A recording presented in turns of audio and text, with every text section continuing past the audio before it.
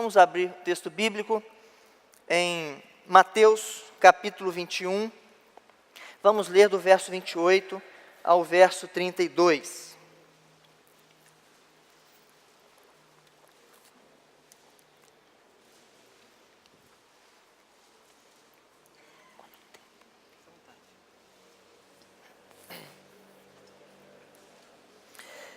Eu vou ler, os irmãos acompanhem. Mateus capítulo 21, verso 28 a 32. E que vos parece? Um homem tinha 2 filhos. Chegando-se ao primeiro, disse: Filho, vai hoje trabalhar na vinha. Ele respondeu: Sim, senhor, porém não foi. Dirigindo-se ao segundo, disse-lhe a mesma coisa. Mas este respondeu: Não quero. Depois, arrependido, foi. Qual dos 2 fez a vontade do Pai? Disseram: o segundo. Declarou-lhes Jesus: Em verdade vos digo que publicanos e meretrizes vos precedem no reino de Deus. Porque João veio a vós outros no caminho da justiça e não acreditastes nele, ao passo que publicanos e meretrizes creram. Vós, porém, mesmo vendo isto, não vos arrependestes, afinal, para acreditardes nele. Amém. Vamos orar? Deus amado e santo, louvamos o teu nome, porque é tão somente pelos teus atos providenciais na história da redenção que nos proporcionou, nos propiciou esse tempo de comunhão, de relacionamento amoroso com o teu povo e com o Senhor. Ó Deus, louvamos o teu nome, porque cada detalhe, cada ato, cada momento, cada instante da nossa existência tem sido um local de condução do Senhor, de trabalho do Senhor, para nos levar mais perto do Senhor.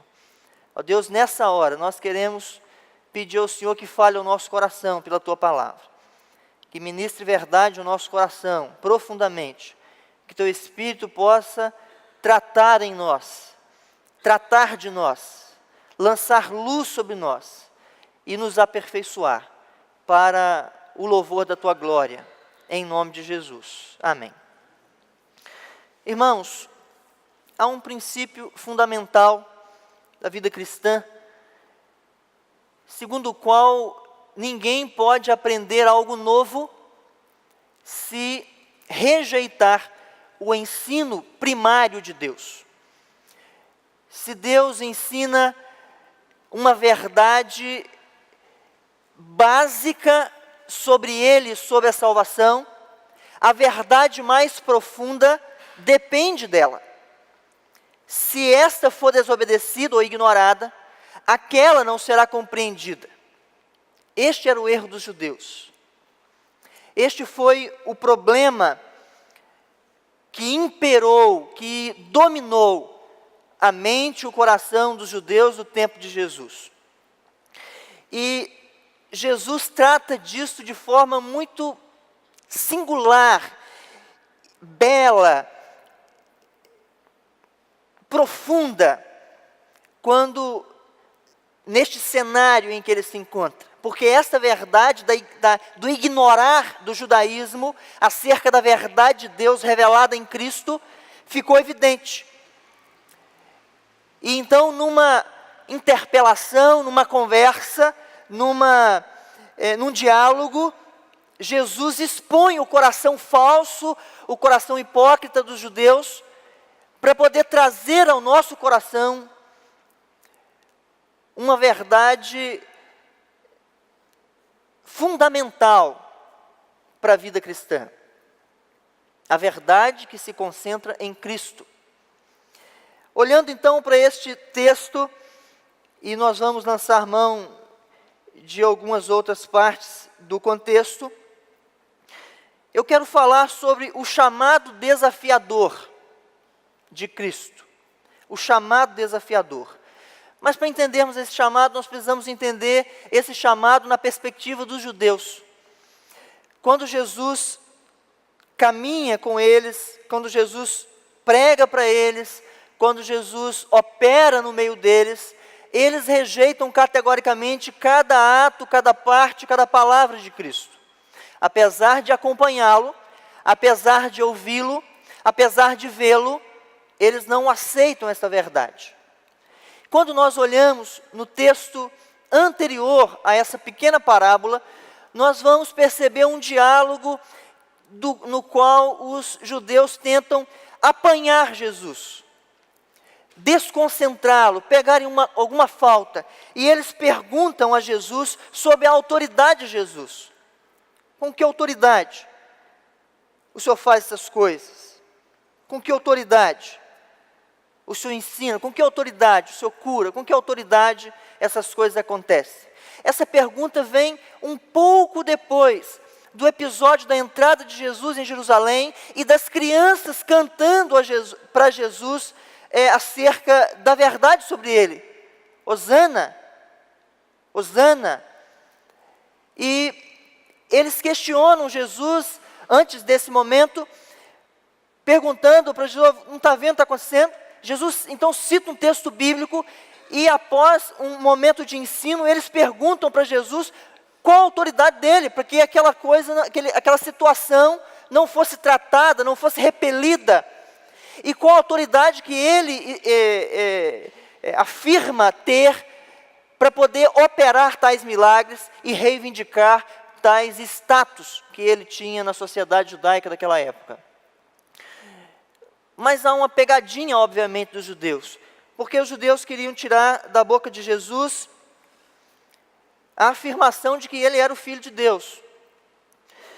Então Jesus faz uma outra pergunta para eles, nesse início aqui, nessa introdução da sua parábola.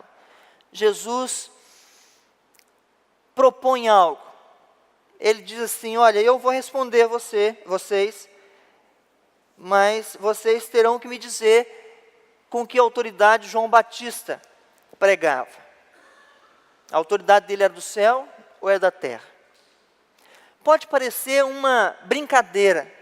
É comum, né, na juventude, fazermos esse tipo de... eu faço isso, você fizer aquilo. Eu digo isso, você disser aquilo. Pode parecer isso, mas há algo profundo aqui. Por causa da mensagem de João. João reconheceu Jesus como Deus. João reconheceu Jesus como o Cordeiro de Deus que tira o pecado do mundo. João reconheceu Jesus como Verbo. João reconheceu Jesus como aquele que todos esperavam, como o Messias prometido. João reconheceu. E eles então, considerando isso de forma profunda, eles dizem uns com os outros: olha, se dissermos que a autoridade de João era do céu, ele vai questionar, e todos questionarão, por que não acreditaram nele? Porque João pregava sobre Jesus. E acreditar em João deveria forçá-los a acreditar em Jesus. E aí eles consideram uma segunda coisa. Eles dizem: olha, se dissermos que é da terra, nós devemos temer o povo. Porque eles consideram João como profeta. Eles creem em João como profeta. Dois problemas sérios aqui nessa pequena armadilha dos judeus, que demonstram a fragilidade na qual eles se encontravam e em cuja fé eles viviam, ou pseudo-fé. Primeira, o problema da negação da verdade. Eles negaram a verdade pregada por João, e por isso tinham que negar a verdade configurada em Cristo. Porque João pregava sobre Cristo. Incredulidade. Segundo problema, covardia. Porque um líder religioso, um homem de Deus, que tem um juramento diante de Deus de defender, de pregar, de resguardar a verdade, de conduzir o povo, não pode temer o povo, tem que temer a Deus. Eles demonstram de forma introdutória esta fragilidade deles, este cerco que tenta contra Jesus, e então Jesus conta esta parábola para eles, para denunciá-los, mas para nos edificar. Porque os judeus, ou no contexto judaico, existiam duas classes, muito distintas. Esses judeus religiosos e todos os demais à margem, publicanos, pecadores, meretrizes, enfermos. Pessoas que esses judeus religiosos consideravam como improváveis salvos. Mas estes creram em João, na pregação de João. Estes creram em João e a mudança de vida deles foi tão drástica, que Jesus disse que eles os precederiam no reino. E os judeus ouviram João, os judeus viram João, os judeus viram a conversão deles e os judeus não aceitaram a pregação, não creram, endureceram a sua cerviz, endureceram o seu coração. Este cenário apresenta os desafios do chamado de Jesus. O chamado de Cristo é desafiador.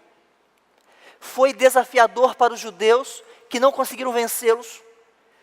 Foi desafiador para os pecadores no contexto judaico que conseguiram vencê-los. E é desafiador para nós de uma forma muito mais urgente, muito mais profunda, muito mais relevante e muito mais séria, porque nós temos o testemunho dos que creram, nós temos o testemunho histórico da ação de Deus, e nós temos o testemunho dos que não creram e do que foi dito sobre os que não creram. Para nós é mais sério. Jesus conta então a parábola e nos apresenta 3 desafios grandes que nós precisamos vencer em nosso coração, em nossa conduta, e um propósito após vencer esses desafios. Primeiro, o chamado de Cristo carrega em si mesmo o desafio do arrependimento. Verso 30. Verso 30, diz assim: dirigindo-se ao segundo, disse-lhe a mesma coisa. Mas este respondeu: não quero. Depois, arrependido foi. Verso 32,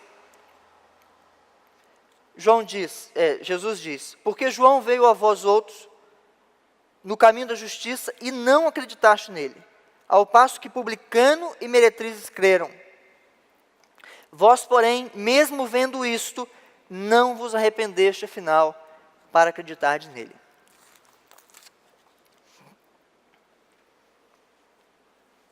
Arrependimento.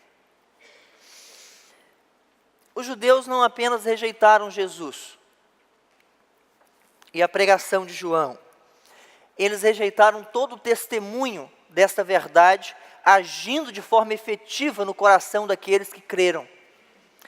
Porque no contexto do ministério de João e do ministério de Jesus, as pessoas que se converteram demonstraram uma mudança tão profunda e tão drástica da vida, que aquilo deveria ter servido como testemunho da verdade pregada para eles.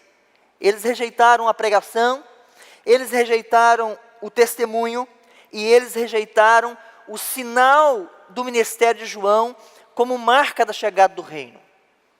Eles rejeitaram o próprio Cristo, centro da mensagem de João.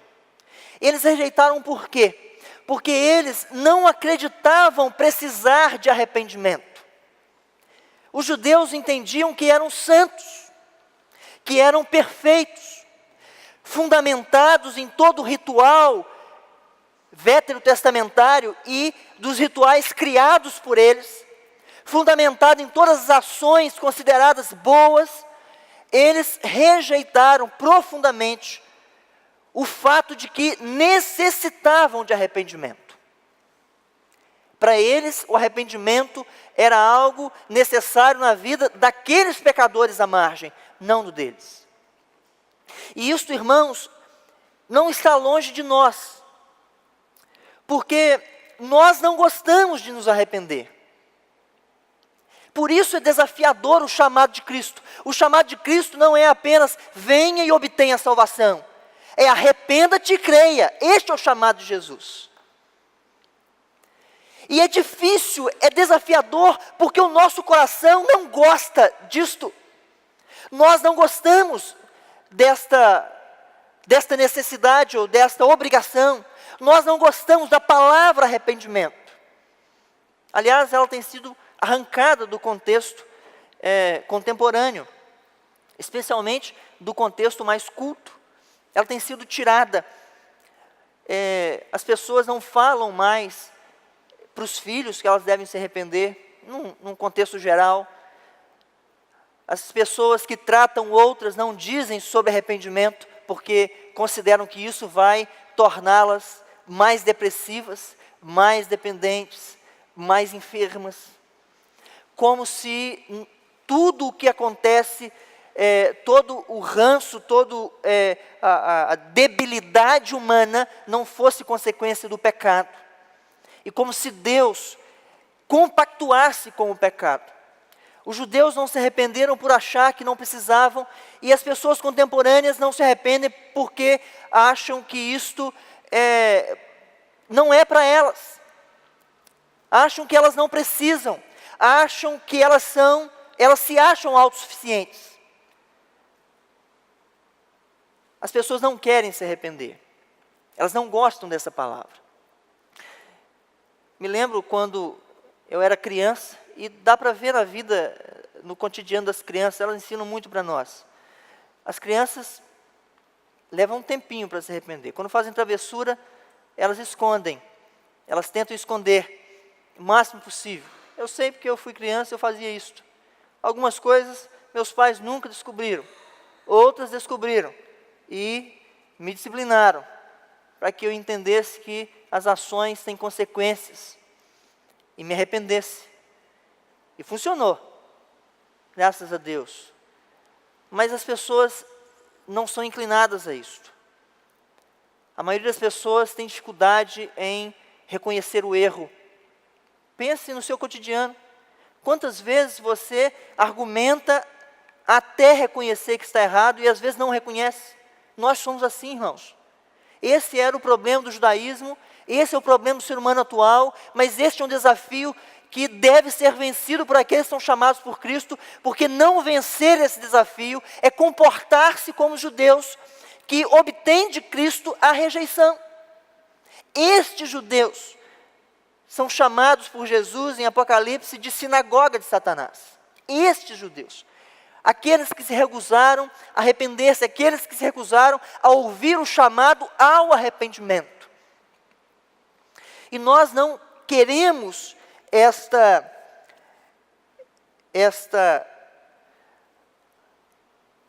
ação em nossa vida, nós não queremos enveredar por este caminho, porque nós queremos carregar nossa bagagem. Nós queremos ir a Cristo com tudo que nós somos, com a nossa bagagem, mas não tem como. O chamado de Cristo é um chamado ao abandono do eu, para que Ele seja em nós. É comum, não sei se os irmãos já escutaram, é comum ouvirmos, pelo menos eu escuto muito, ou leio muito, algumas coisas nesse sentido, pessoas dizerem assim, olha, eu não me arrependo de nada do que eu fiz. Crentes, supostamente crentes, não me arrependo de nada do que eu fiz. Dá até para duvidar ser crente, né? Não se arrepende, não arrepende de nada. Não arrependo de nada do que eu fiz. E aí tenta ser filósofo, né? Tenta falar profundamente. Até parece bonito, porque foram as minhas escolhas que me trouxeram até aqui. Olha que beleza. Olha que coisa extraordinária. Mas isto não leva ninguém para o céu. O chamado de Cristo é um chamado ao abandono. E abandono começa com arrependimento. E é difícil nos arrependermos. É difícil. É difícil ao ponto de nós mascararmos o arrependimento. Muitas pessoas, irmãos, chegam no culto e no momento de contrição, de confissão de pecados, se vira para Deus em oração e diz assim, Senhor, perdoa os meus pecados em nome de Jesus, amém. Pega um saco de pecado e joga em cima de Cristo e fala assim, cuida desse negócio aí.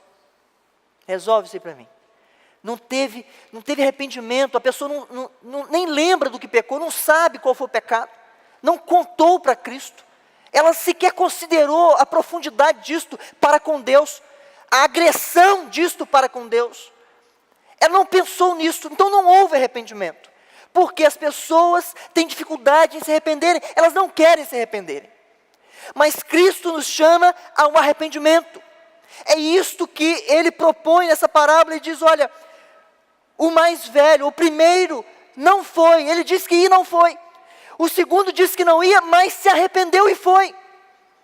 Deus deseja que seu povo renuncie às marcas, o ranço, a mancha que inclina ele para o pecado e vá à obediência.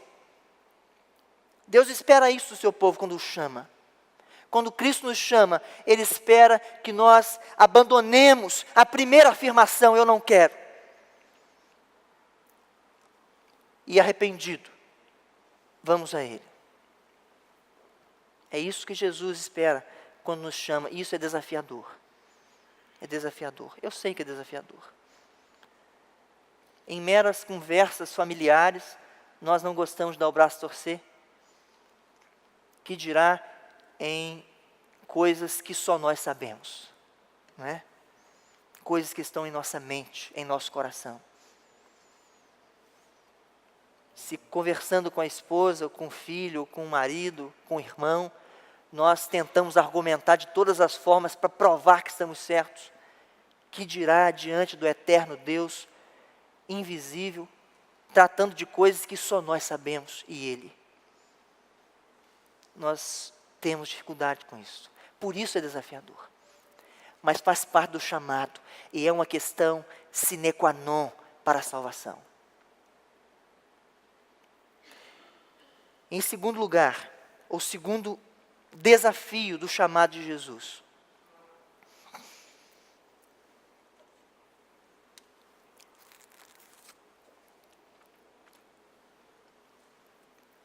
Está no verso 32. Vamos ler o verso 32. Porque João veio a vós outros no caminho da justiça e não acreditastes nele, ao passo que publicanos e meretrizes creram.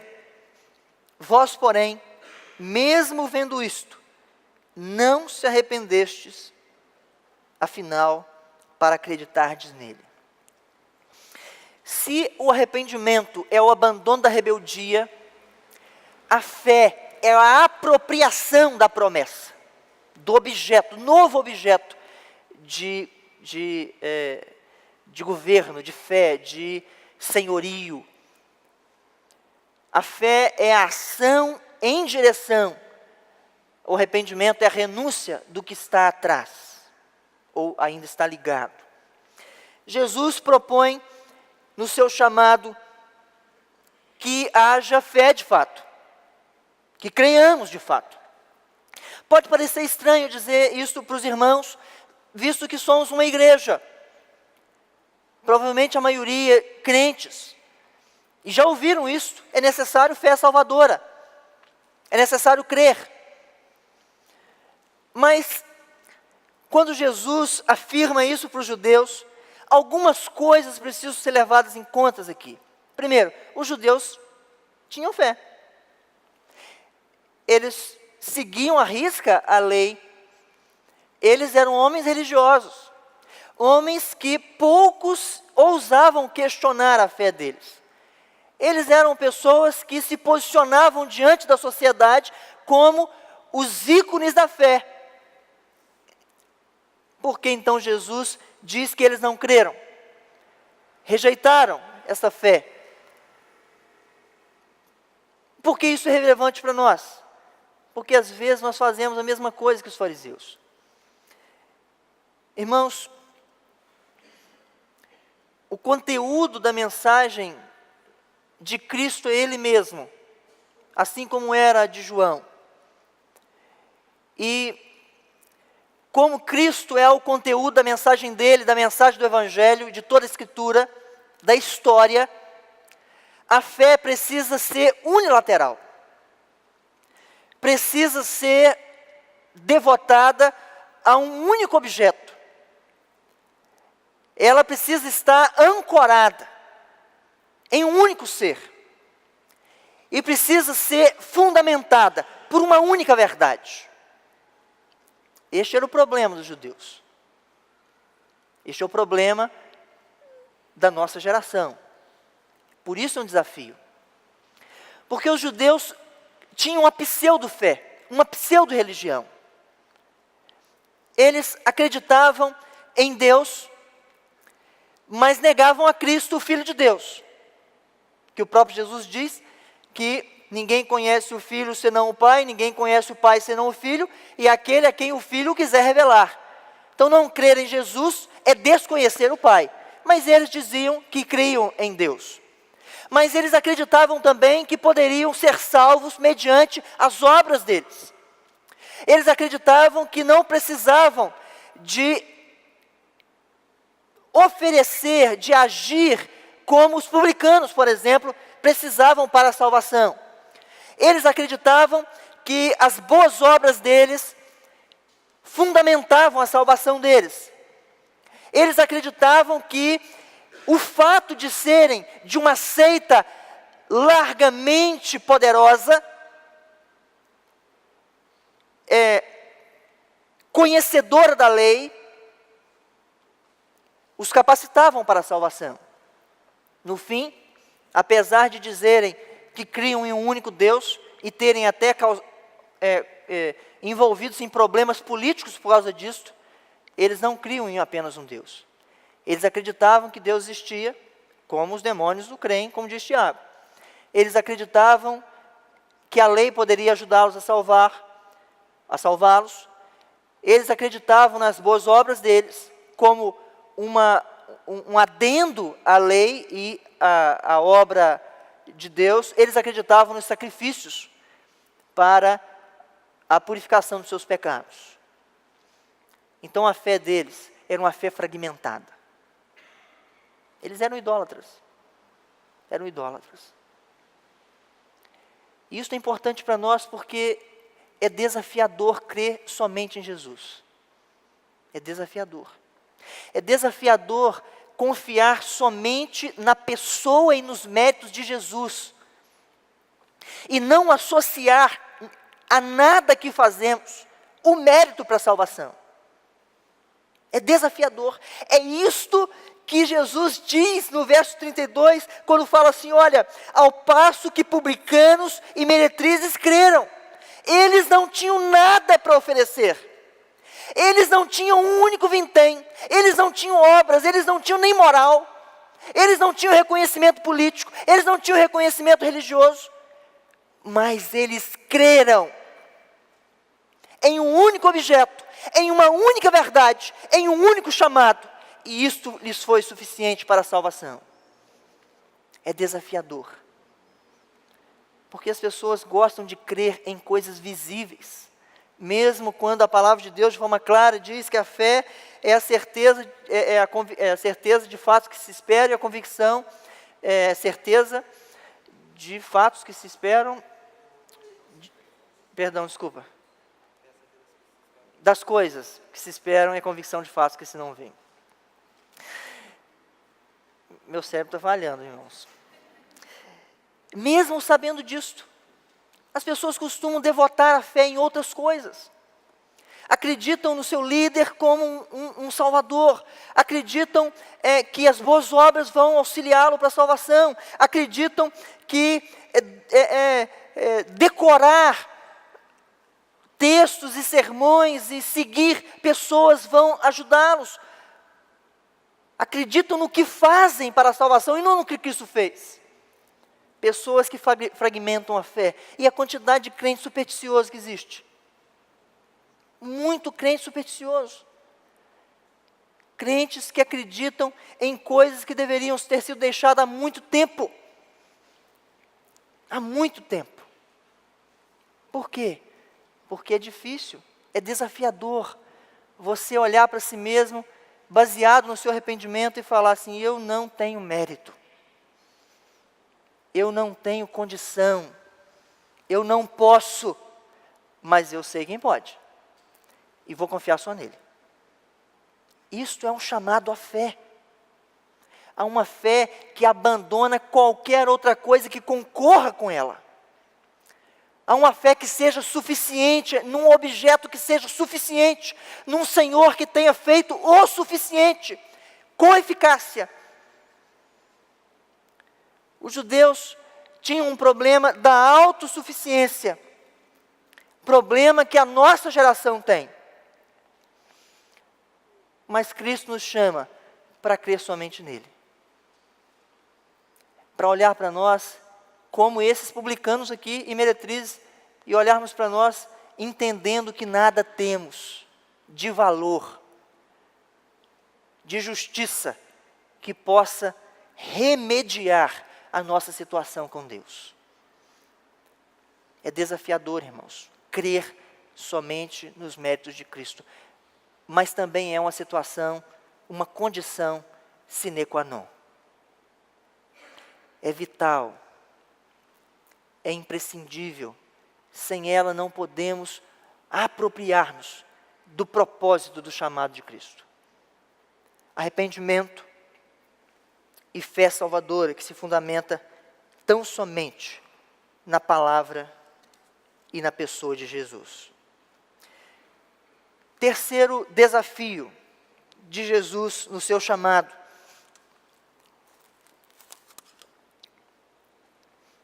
É a obediência, verso 28 a 30. E que vos parece? Um homem tinha 2 filhos. Chegando seu primeiro, disse: filho, vai hoje trabalhar na vinha. Ele respondeu: sim, senhor. Porém não foi. Dirigindo-se ao segundo, disse-lhe a mesma coisa. Mas este respondeu: não quero. Depois arrependido foi. Iníciozinho do verso 31. Qual dos 2 fez a vontade do Pai? Disseram: o segundo. Obediência. É difícil obedecer também. Fazer a vontade de Deus é a única coisa necessária. Guarde isso no seu coração. Fazer a vontade de Deus é a única coisa necessária. Tudo mais é secundário. Tudo mais. Tudo mais tem menos importância do que a vontade de Deus. Deus odeia a hipocrisia.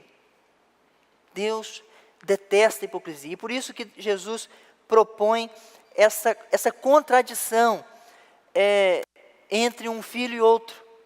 Ele diz: olha, o primeiro falou assim: eu vou.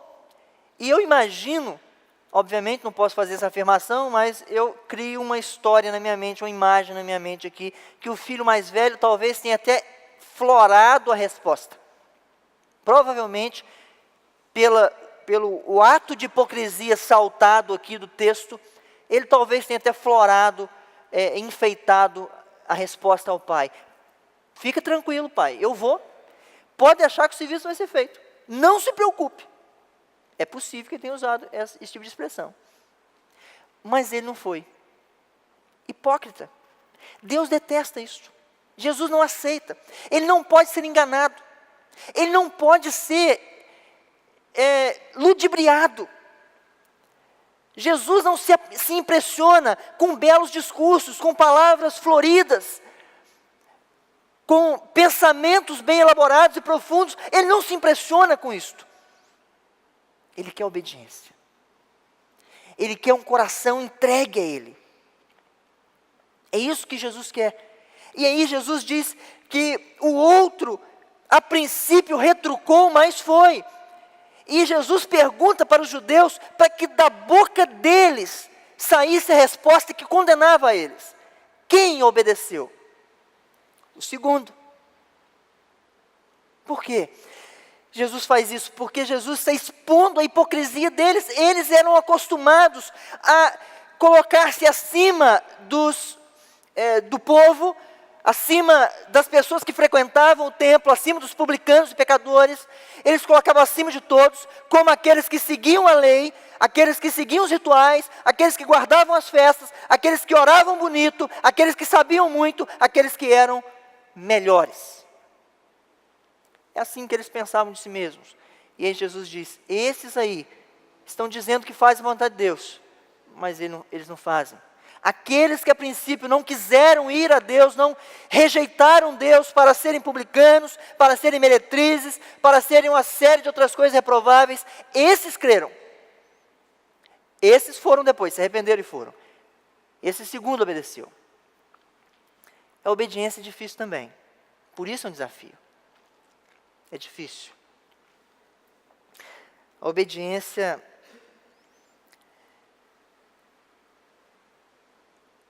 é algo que mexe com o nosso coração, porque nós gostamos de ser senhores de nós mesmos. Quando eu era criança, eu ouvia muito dos colegas, ninguém manda em mim. Já ouviram isso? Já falaram isso? Eu já falei também. Mentira. Bobagem. Tem alguém que domina sobre nós.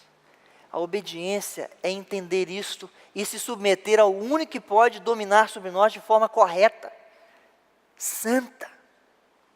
A obediência, irmãos, é um ato de inteligência. Grave isso. A obediência a Cristo é um ato de inteligência.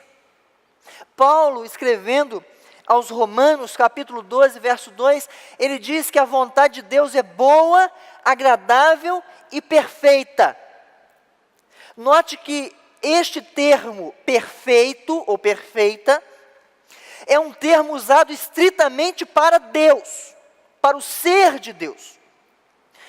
Apesar da maioria usarem equivocadamente, né, sem pensar no que significa. Porque o perfeito é algo autossuficiente.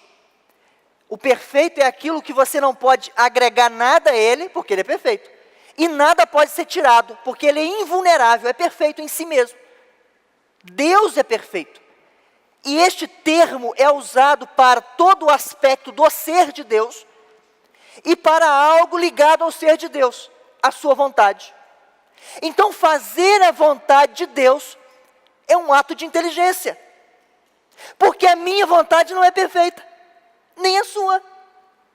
A nossa vontade é deturpada, é manchada, é inclinada para o nosso próprio interesse. Nós somos amantes inveterados de nós mesmos. E nós nos achamos autossuficientes. Por isso não gostamos de dobrar a nosso serviço. Não gostamos de obedecer. Gostamos de fazer o que nós queremos. Nós não gostamos de admitir que alguém sabe mais do que nós. Autossuficiência. Os judeus tinham esse problema. E nós também temos. Obediência é difícil, mas é um ato de inteligência. E creio que todos nós aqui somos seres bem inteligentes. Então é um ato de comprovação da sua inteligência, obedecer a Deus. Porque a vontade dEle é perfeita. A sua não. A sua não é. Eu ouvi alguém dizer, não me lembro mais quem disse, um pastor, ele disse o seguinte, que a minha vontade é boa para mim. Ele acrescenta, a minha vontade é o melhor para mim, mas a vontade de Deus é o certo. A vontade de Deus é o certo, porque ela, então somente ela é perfeita. Então somente ela. Obediência é um grande desafio para nós. No mundo que vivemos, é mais ainda, porque somos ensinados por um turbilhão de informações quase que constrangedoras no meio em que estamos, em que trabalhamos, que vemos, que lemos, que convivemos, que nós precisamos ser somente nós e viver somente para nós. Esse é o mundo. Mas a igreja contradiz isto. A igreja é a antítese dessa filosofia, dessa tese mundana, de que você precisa se amar, pensar em você, ou seja, você precisa obedecer somente à sua vontade. A igreja é o chamado de Deus para juntar-nos e nos preocuparmos uns com os outros, amarmos uns aos outros, doarmos uns aos outros e principalmente fazer isto em obediência àquele cuja vontade é perfeita. Mas isso é difícil. Nós precisamos vencer uma série de coisas para obedecer a Cristo. Essa parábola constrange aqueles que são sepulcros caiados, mas inflama o coração daqueles que creram verdadeiramente. Irmãos, Jesus faz esse mesmo chamado para nós. Um chamado desafiador. Um chamado que nos desafia ao arrependimento sincero, verdadeiro, de renúncia e de entrega, de abandono da rebeldia. Um chamado que nos desafia a uma fé não fragmentada, fundamentada em uma única verdade, a palavra de Cristo, em um único objeto de fé, a pessoa de Cristo, em uma única obra de salvação, a obra de Cristo. Em mais nada. E nos desafia a obediência à vontade de Deus, em detrimento da nossa vontade. É desafiador, mas também é glorioso. Porque Jesus apresenta também nessa parábola o propósito do seu chamado. O propósito do seu chamado. Verso 31, ele diz assim, na parte B, declarou-lhes Jesus: em verdade vos digo que publicanos e meretrizes vos precedem no reino de Deus.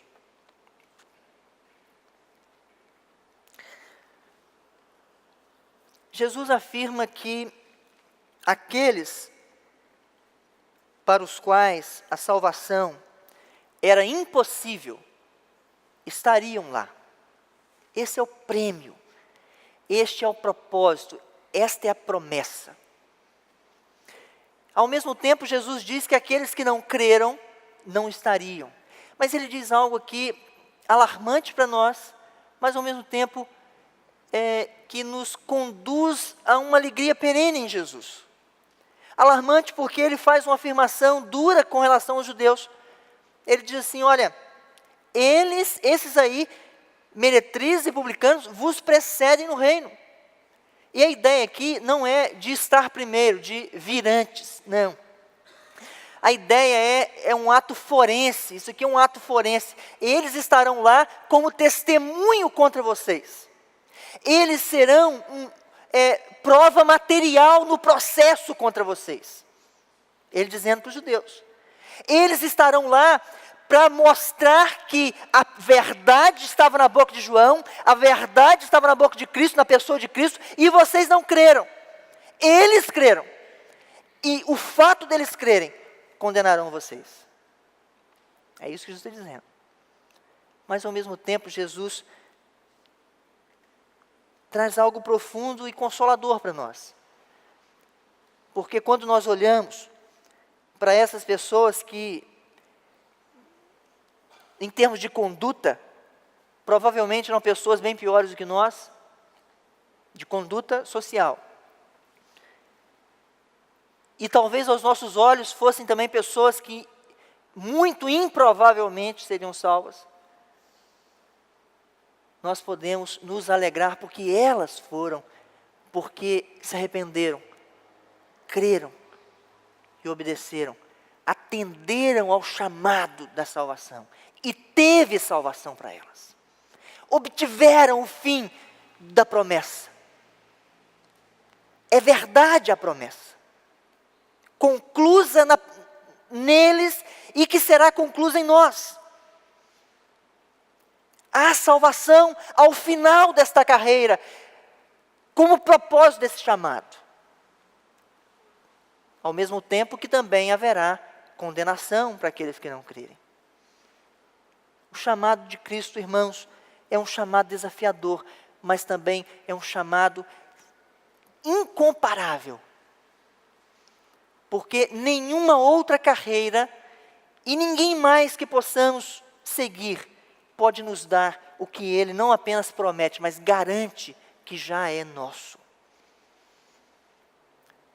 Não